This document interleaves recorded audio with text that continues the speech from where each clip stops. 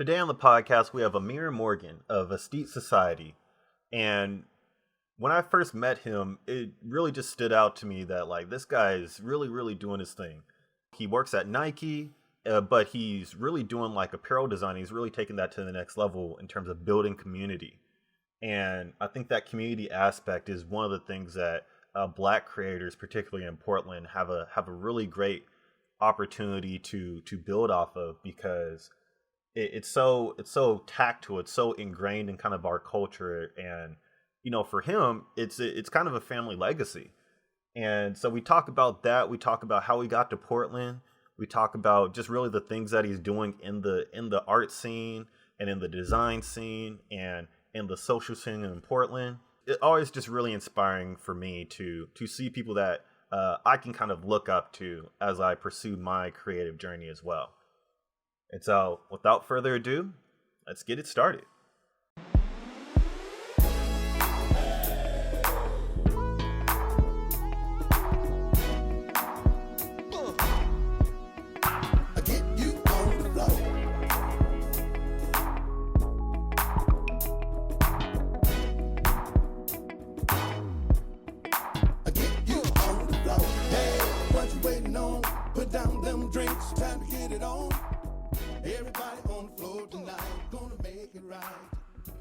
But so I thank you for agreeing to hop on the podcast.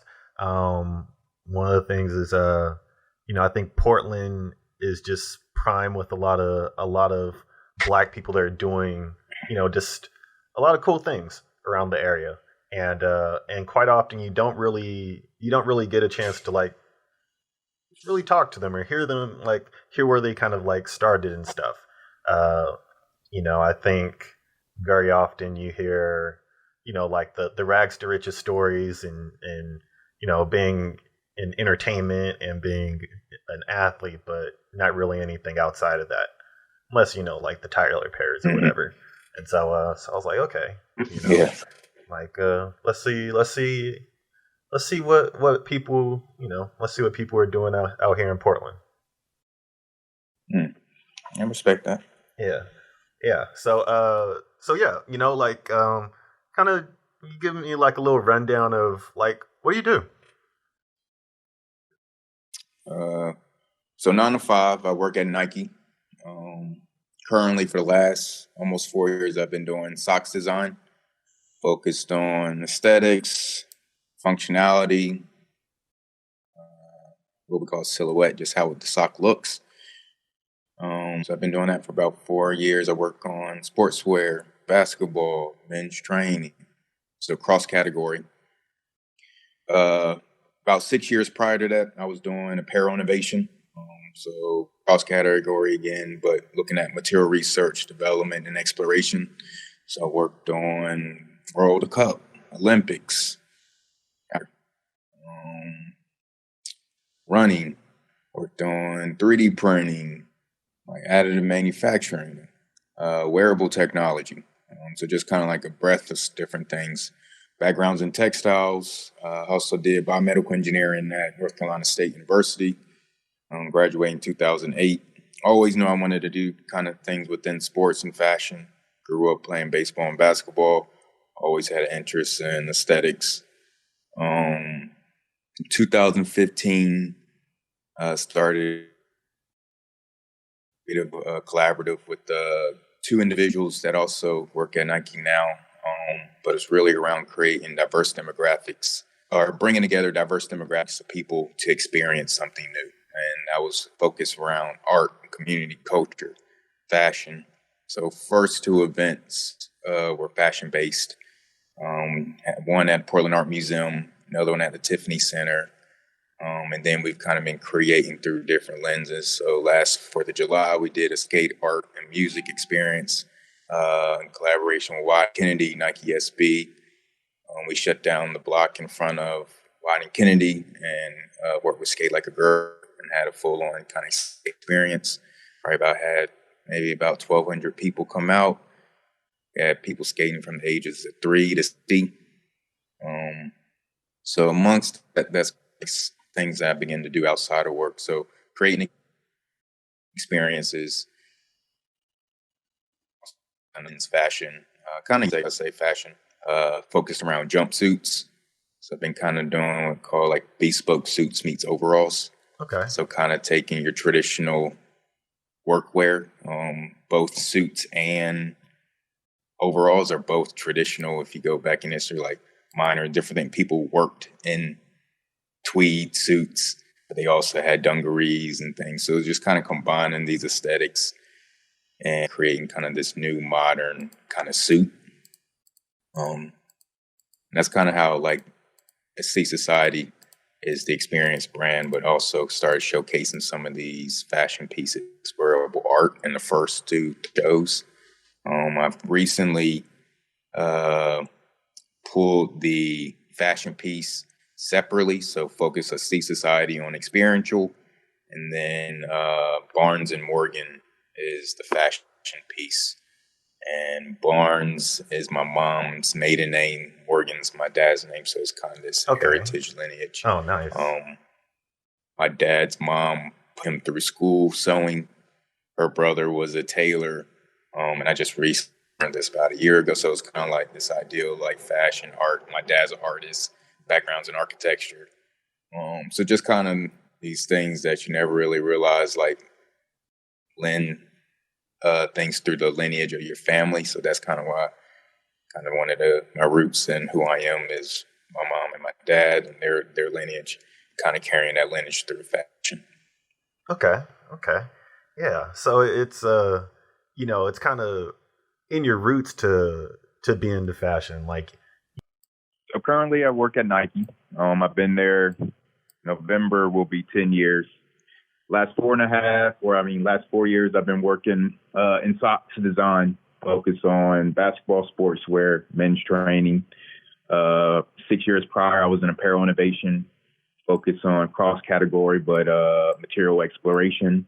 So worked on Olympics, World Cup, running, reflectivity, wearable technology, 3D printing. So breadth of different things around unknown, uncharted material exploration. 2015, started kind of a experiential brand, but also a creative collaborative with a group of individuals that also works at Nike with me. But we're looking at creating experiences for a diverse demographics of people to come together and take away something. But we focus through the lens of fashion, art, community, and education. First kind of few events that was focused on fashion. Then we started looking at somewhat the sneaker industry. Did a couple experiences for Sneaker Week, PDX for the first three. Last July, did one around skateboarding, art, and music in collaboration with Weiden and Kennedy, Nike SB, and Skate Like a Girl. We closed down the block and had kind of like skate sessions outside, and then a full-on art exhibit with 21 different artists internally. And also kind of recently pulled the fashion piece. I started looking at kind of 2008. I said I was going to bring back overalls and started kind of creating overalls from the lens of like bespoke suits meets overalls. Okay. So these kind of two traditional men's workwear. You got your suits and you got overalls or bibs or coveralls. But also tweed suits were used by working men in early 1900s, mid 1900s. So these, what we see as classics men's suits, were also workwear. So combining some of these tailored aspects into kind of jumpsuits. So I've been doing that personally since about 2010. Kind of started creating some of the experiences. The first two experiences kind of showcased those as art. I've kind of moved those fashion components into a brand called Barnes and Morgan. My mom's maiden name is Barnes. My dad's last name is Morgan. So kind of really telling that lineage story. Learned not too long ago that about a year ago, my grandmother actually put my dad through school by sewing. Her brother was a tailor. My dad grew up as an artist. It's an architecture background. So it's kind of like this aspect of lineage and what lies in family. My sister sews. So just kind of keeping that aspect within the name, Barnes and Morgan. So kind of started creating those, but essentially Nike, almost 10 years, started doing kind of personal fashion on the side and creating experiences as well. Okay. Yeah, it's the way you kind of describe sort of that like family legacy that you have with apparel and design and being creative, it really reminds me of, like my family legacy with baseball and football, because, like my cousins have played in the pros, like every generation that I could think of is played in college. And, just like that, it's kind of a rite of passage. It almost becomes kind of like a rite of passage when I like look back at it and look at like how, my ancestors have kind of like passed that tradition down. And so it kind of seems like it kind of parallels with you where, whether it's unintentional or intentional, like you kind of had this interest and then you come to find out, like it's kind of in your blood. Yeah. Yeah, it's an eye opening because when you think, especially I always knew I was interested. Grew up playing baseball and basketball, but knew there was something about footwear and apparel that kind of interested me once I stopped playing sports. But I never really thought like fashion or visual design could actually be a career. And then actually I had a cousin that worked at Nike, and I used to come out during spring breaks and summers. And then I realized, I was like, wow, you can actually have a career and love shoes and love aesthetics and love fashion and love apparel. I'm like, wow. So then that's kind of where actually in school I was majoring in biomedical engineering with the focus of going into being a doctor. And then I realized then I was already taking, so I was doing biomedical engineering with a concentration in materials, and I was already taking engineering classes. And then I had a friend that was like, why don't you like shoes and apparel so much, why don't you add textile engineering? And I was able to add textile engineering with only an extra semester. But once I realized this could be a way, I looked at materials was the one thing that you needed in all things in life. Materials are in footwear, apparel, but also in cars and seat cushions and bikes. So materials is what actually brings everything together. It's the foundation of that, almost everything we create. Okay. Yeah. I definitely agree with that because we're seeing right now that, a lot of industries are getting hit really hard because they don't have access to those materials that they typically would get from China and other developing countries. And so it definitely becomes a little more self-reflective in this day and age to where, there is, those, having materials are crucial in whatever industry that you're in. Yeah. I think just the mask aspect of just kind of with COVID, the idea just that foundation of that is a non-woven, or you have a woven, or you have a knit. So it's kind of it's just right in front of us right now, and just the use of a small surface area of material and how important it is. Yeah, man. And so you mentioned that you were initially trying to be a doctor or something. So what was that initial thing that led you to go down that route? More parents, everyone's parents wants them to have a great job, that they don't have anything to worry about. So at that time, it was be a doctor, be an engineer. So literally, I found a career where I found a major that had both of them. So I was two birds with one stone. So it was more not necessarily the passion. I think I've always loved math and science. I've been interested in kind of medical, but it was more of a push around kind of being able to live and not have any to. The idea is these certain jobs will be job security. We always need these jobs. You always find something. You won't have to worry about it. But I don't think that's truth in the sense of if you aren't passionate about something, or if you don't like it, that doesn't mean that it's going to keep you in that field or keep you have a job. I mean, there is no such thing as job security these days. Yeah. It's more around finding something you enjoy, at least that you can kind of continue to do and then figure things out. So it wasn't, it was more kind of like, parents kind of like interest in having me have a good career, a good life.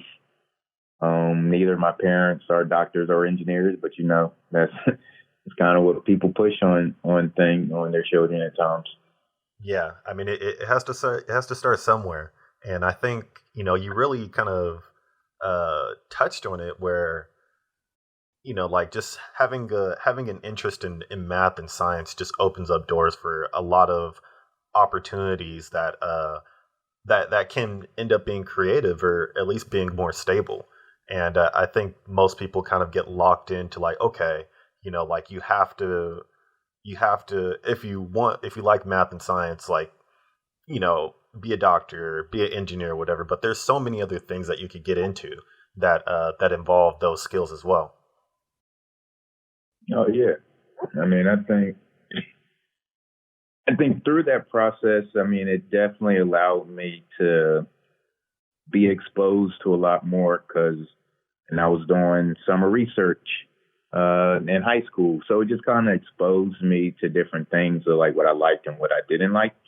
But what I did learn throughout all this, and I'm still learning, is that at my core, I'm a researcher, and that's how my research mindset is how I feel like I'm most creative. I'm able to go deep into things to figure out and to make connections that some people wouldn't be able to make. But that is being able to understand certain aspects of math and science and then find the connections amongst other things, where creativity lives. And I think that's sometimes the harder thing of trying to get someone who's used to a certain mindset around what creativity is.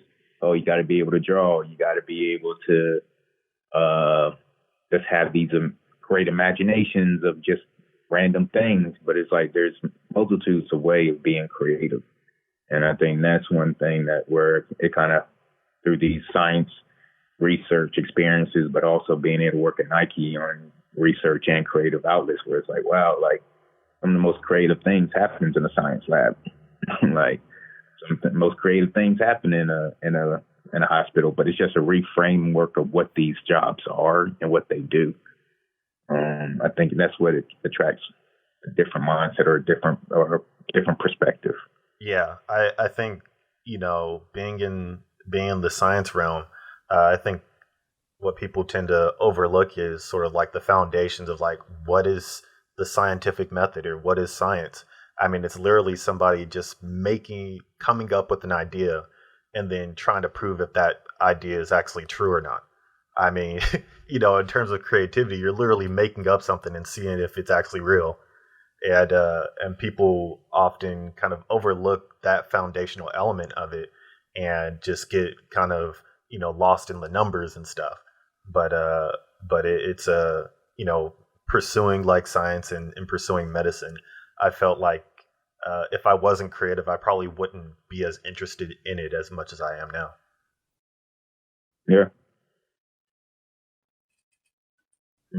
Yeah. And so, you mentioned that you went to school in North Carolina, and so what kind of brought you to Portland? Was it Nike specifically, or was it like a multitude of different things that kind of like landed you here? Yeah, specifically Nike. Born and raised in Raleigh, North Carolina. Went to NC State. Growing up, I never really thought I would leave North Carolina. Once I actually started coming out to Portland, 2007, because I had a cousin that worked at Nike and he lived out here. Once I realized that, I knew I would be out here because I wanted to work for Nike. I interned in 2007, actually. I did material design for brand Jordan footwear. And it was my first time dealing with ambiguity. like multiple people telling you different things, you not knowing who to follow up with. It was just like, I don't know if this is for me. So when I graduated from college, I actually was like, I don't know if Nike's actually for me. So I moved to San Diego, and I was in Carlsbad, Oceanside, San Diego County area for about a year and a half, just kind of grinding, trying to think like, hey, I'm going to start my own thing. I'm going to be a stylist. I'm going to do something within fashion. I'm going to make it happen. California's where dreams come true. Did some odd jobs. It was 2008. No one's hiring. 2 degrees. I was just grinding. And then I'm like, I don't know. Nike's not too bad. A little bit of ambiguity. I can deal with that. So just kind of having that experience. So then I just started really applying to things within my field, within Nike. And 2010, Nike relocated me to Portland, or out here to Beaverton.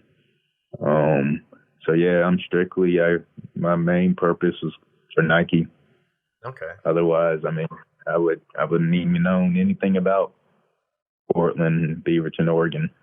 Yeah, it's kind of, I always joke around that, I came to Portland to specifically try to get into OHSU. And so I ended up going to the pre-med post-bac program at Portland State for that reason. And, the last thing that I would be thinking about is, all the creative stuff or all the creative opportunities that I have currently because of just like being in Portland and being, doing what I do in the creative industry. And so it's like, like you kind of stumble upon opportunities that from being from California, it would take me a lot longer to get. And here, I get those in like, a fraction of the time. Yeah. Yeah. And so, so you mentioned that you have like other, aside from being at Nike, like you mentioned that you have other sort of like brands or companies that you started and worked on. So like you're essentially in the entrepreneur space as well. Yeah. I think they started as like just more interest in kind of things like I had been talking about for so long. And as you might know as well, like as you continue to talk about things, people just don't understand it. So I was like, I'm going to stop talking about it. I'm going to show you. So then it's kind of like that was where it came from. I was tired of just talking about, oh man, it'd be good to do this. I wish I could do that. So I just had to put my money where my mouth was. So I started the kind of experiential and the fashion piece at the same time. It was like, oh man, I've been talking about these overalls and jumpsuits for years. And then so I started creating them. And it was more just for me personally. And then I was like, man, like I have a membership to the art museum. And whenever I try to get people to go with me, nobody wants to go. And then I go to Nike events, and then people who aren't in that kind of crowd, I was like, hey, you want to go? And they were like, nah, that's not for me. So what I realized was like there was pockets of communities that just didn't overlap. So you had a demographic of people that would go to the art museum. You had a demographic of people that would go to little like Nike, Adidas, Cool Kids events. But not everyone felt welcome. So then I was like, how do you create experiences that all and everyone from diverse demographics, different groups could feel welcome at? I was like, all right, well, I'm creating these suits. I want to be able to create something to have people at. So that was kind of the reason why I wanted the first one at the Portland Art Museum, is because I knew there was people that I was close with and associated with that would never come to the art museum. But I knew if I did something there, they would come. And then, so it's kind of things like that, where it started more just kind of like these ideas and these passions to get after. And then it's like, okay, well, these things stop if I have to continue to front the money and fund everything. So it's kind of like, how does it become somewhat of self-sustaining business? So that's kind of where I had to try to start creating like, all right, this needs a stream of revenue to continue. And still working through what that looks like. But over the years, have made some custom suits for a couple individuals. I'm in the process of now kind of looking at off the rack and made to measure online. And then last couple experiences have been lease, broken even, so sponsorship, and kind of funding from some of the organizations that I've been working with. So Yeah, I think it's been the last 5 years, 4.5 years, has been kind of moving from just a hobby, interest, passion to kind of like, okay, how can this actually be something that's self-sustaining financially and be able to actually pay for itself and potentially bring in some funds. Oh yeah, that's the million dollar question right there. How can you make something that's self-sustaining and live on past, having to constantly input money on top of inputting time and energy into it, and really making it the best experience that you can make it for other people. And I think it takes a certain type of person to actually get to that resolution without having a breaking point. Yeah, I think it was it's just that mental mindset. Like keep telling people, like, how's it going? It's like slowly but surely. Yeah. I'm like, it's going to happen. I'm going to continue to chip away at it. Like that, like the Will Smith. I'm gonna lay that brick every day. It might be a small one. This one might not have no cement on it, but that brick's there. I think it's kind of things like that. Like, all right, it's something that I'm passionate about. Like that desire, that flame might go out and up and down, but it's always lit. So that's the biggest piece. Oh yeah, and I think this is we're definitely in a time where everything is sort of up in limbo for certain industries.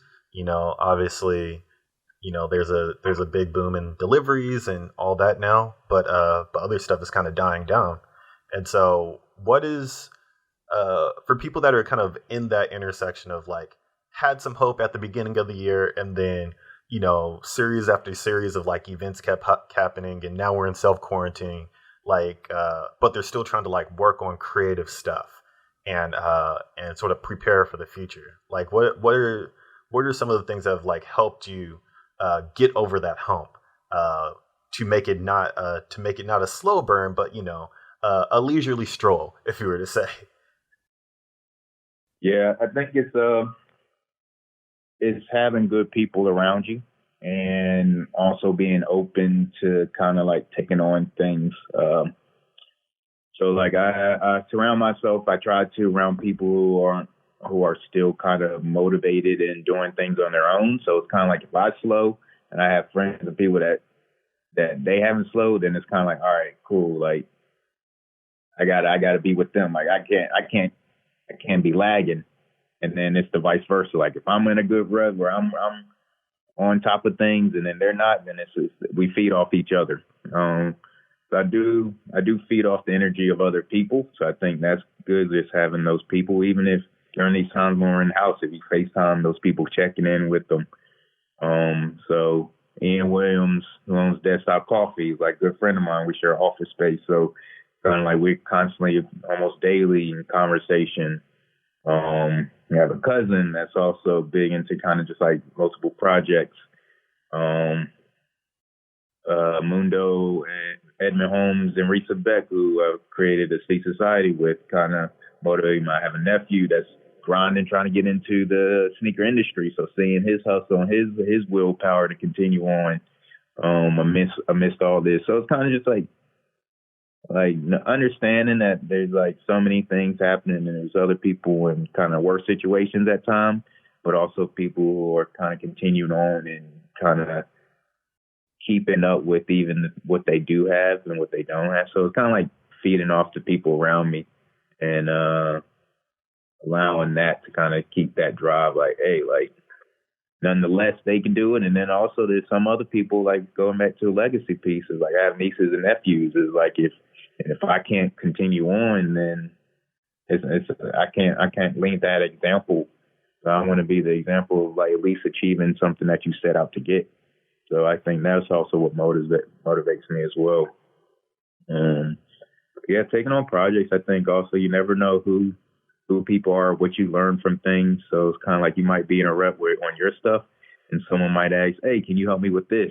Even though you might not want to, you start hoping on it. You're like, oh, okay, this has motivated me to get back into the stuff I need to do. And that's kind of what's happening for me. Like I took on a project to help a friend with some designs of his. And then I was like, oh, you know what? This is kind of actually helping me kind of start to pull imagery and things of my own designs to get back into kind of those processes. So I think definitely for me, it's people. Oh yeah, definitely. It's it's one of those things where, I find myself when I'm like working on my stuff, working on it by myself, in my room or in my studio or whatever.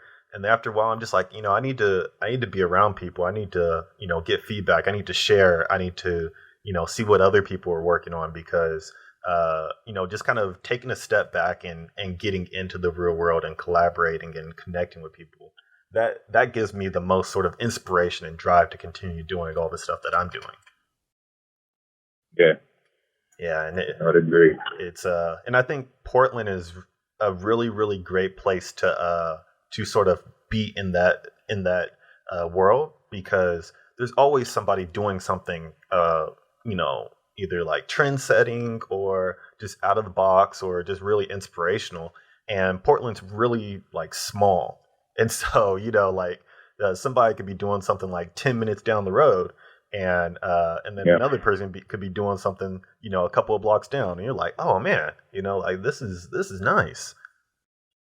Yeah, very true. Yeah, and so to sort of like wrap it up, like what things are you like really excited about, coming down the pipeline?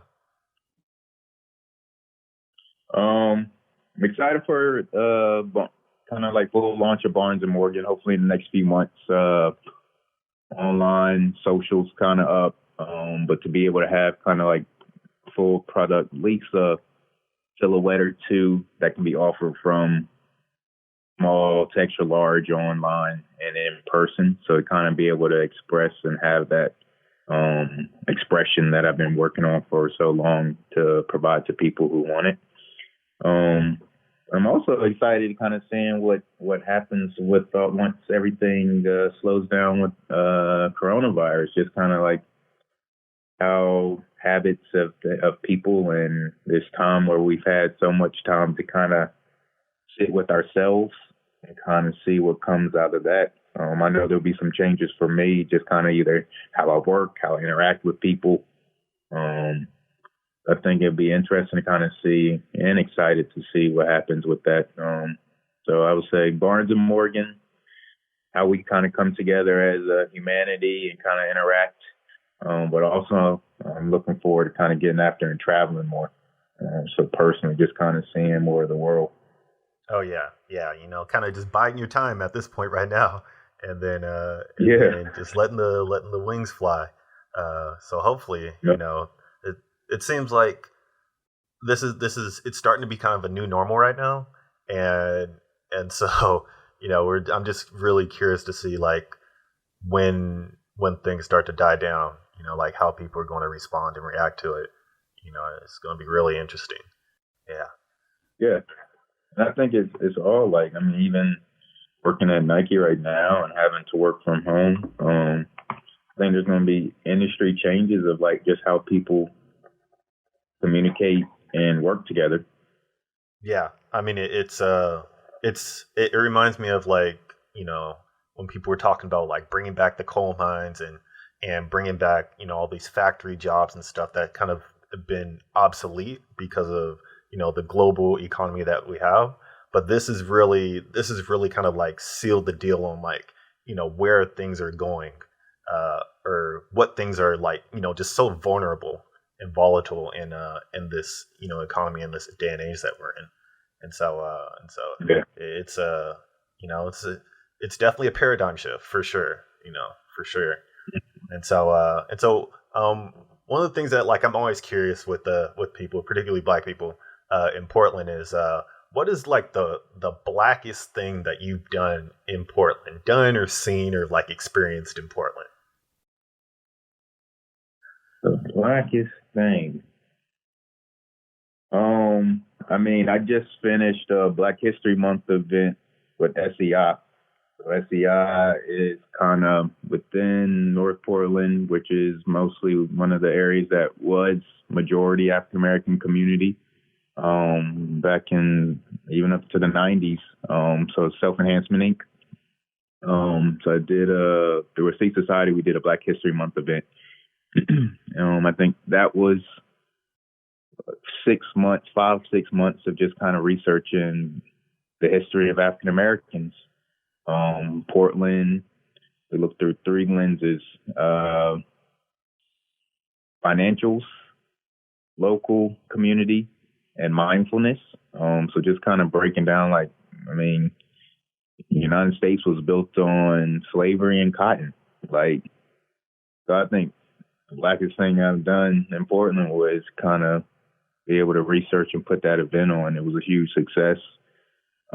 It taught me a lot about myself. It taught me a lot about my ancestors. But it also taught me a lot about the African American community in Portland. So I would say that would definitely be the blackest thing. And I think always, this is one thing that just always kind of gets me, but it's like one of the pieces we put in is this excerpt from a book called Sankofa. So we actually titled the event Sankofa. Okay. And if you're not familiar with Sankofa is it's in Twi language, but it's from Ghana. It's a symbol of a bird. Its feet face forward, its head turned back, and holding an egg. And the egg represents the gems of the past and the future generation that you're bringing forward. So it's this idea of always looking back and pulling from the past to move forward.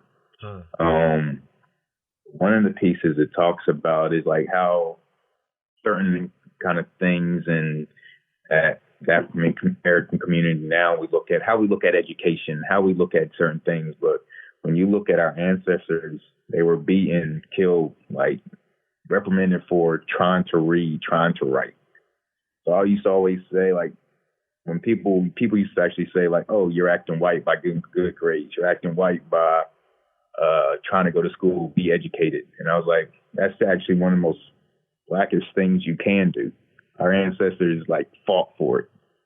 So it was interesting kind of just like how we pulled that piece, because there's a lot of, like, you would see in the times of education and how powerful education is, and how when our ancestors that piece of education, writing, learning was taken away to kind of keep people down. So Black History Month event, but also kind of educating myself and wanting to be educated and wanting to learn like our ancestors.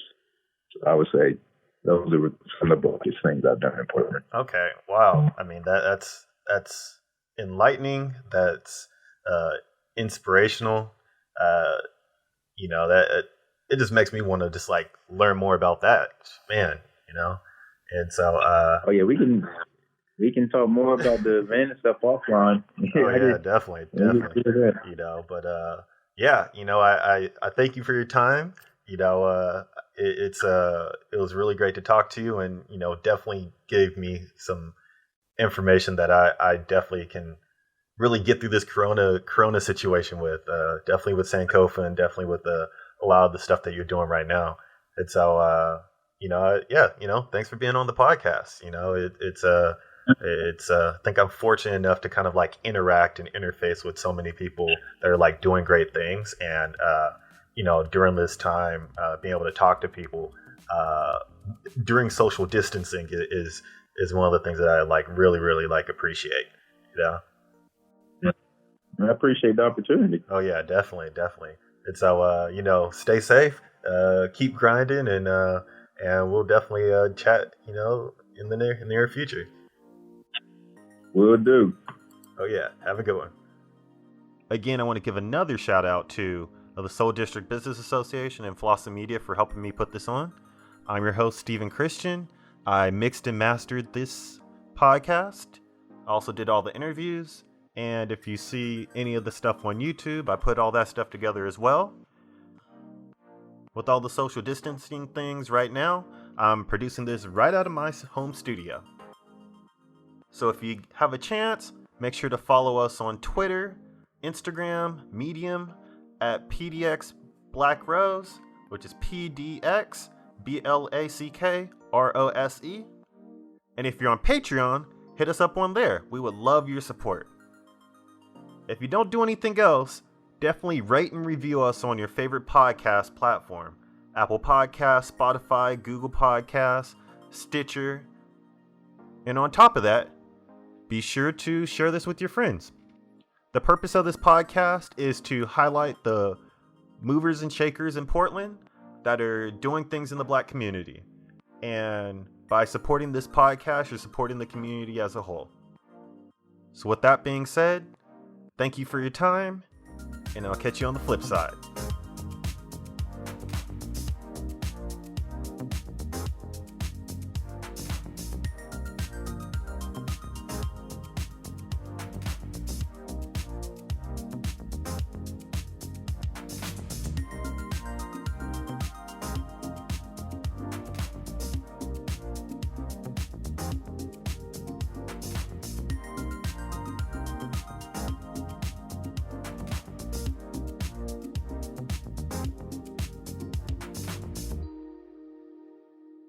The intro song is brought to you by Andy Stokes, and the outro song is brought to you by Spring Gang from Epidemic Sound.